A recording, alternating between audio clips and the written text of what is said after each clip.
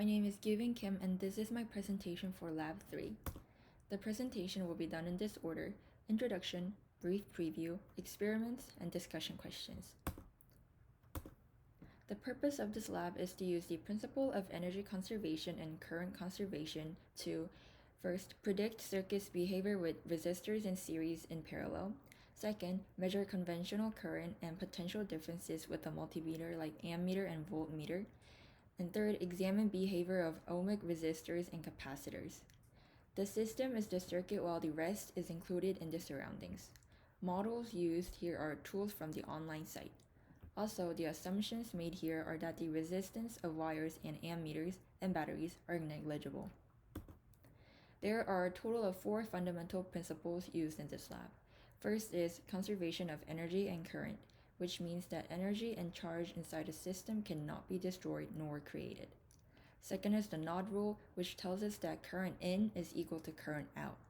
Third is the loop rule, which tells us that the sum of all electric potential differences is equal to 0. Lastly, the time dependence in RC circuits, which can be described using this equation.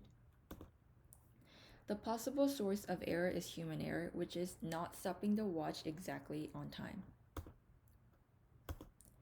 This is the brief preview slide.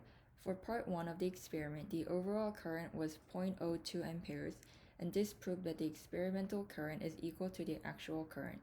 Also, the potential voltage difference was found to be 0. In part 2, the relationship of the resistance and time was found to be linear, which means that greater the resistance is, longer time is needed for charging and discharging to happen. Lastly, in part 3, the actual time that it took to discharge the capacitor was 6.2 seconds, but ideally it should be less than that, which is 6 seconds.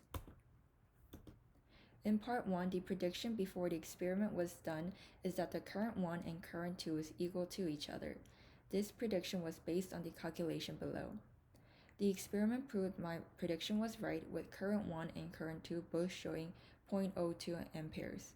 The ammeter would show the same current even though the connections are reversed. In the next part of part 1, voltmeter was used to measure the electric potential across the wire. The electric potential was 3 volts with 0 ampere. But after removing the voltmeter and connecting the wires back together, the electric potential was calculated to be 0, with current being 0.02 amperes. The electrical potential differences of different locations in the circuit is shown graphically in this graph.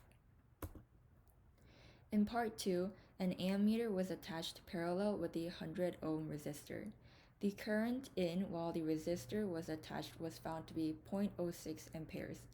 This is due to the ammeter having very low resistance, which allows more current to go through than the 100 ohm resistor. Since overall resistance is decreased, current will increase. Below, the resistance was calculated for the following circuit elements using the resistance equal potential over current equation. The results show a higher value due to the small precision of the ammeter in the model. In part 3, when circuit involved a light bulb and a capacitor to charge, the light bulb brightened and capacitor was charged to max. However, when discharging, the light brightened and then dimmed. Also, the charge on the capacitor decreased. Time required for the capacitor to charge and discharge was calculated, which was 10.3 seconds for charging and 15.1 seconds for discharging for a 10 ohm light bulb, and 15.8 seconds for charging and 17.4 seconds for discharging for a 20 ohm light bulb. When this was done using a 30 ohm light bulb over 20 seconds, the data was gathered and put into a graph. This gave an equation of y equals negative 0.1614x minus 0.0344, which gave an experimental value of discharging time of 6.2 seconds, which is similar to the actual discharging time of 6 seconds. In the first what-if question, the real ammeter does not have 0 resistance unlike the ideal one does, so it would have contributed to some current going into the resistor, leading to lower current. And for the second what-if question, the capacitor would charge immediately. However, in reality, that is not possible, and this is due to resistance in wires and batteries. And that is all of my presentation. Thank you for watching.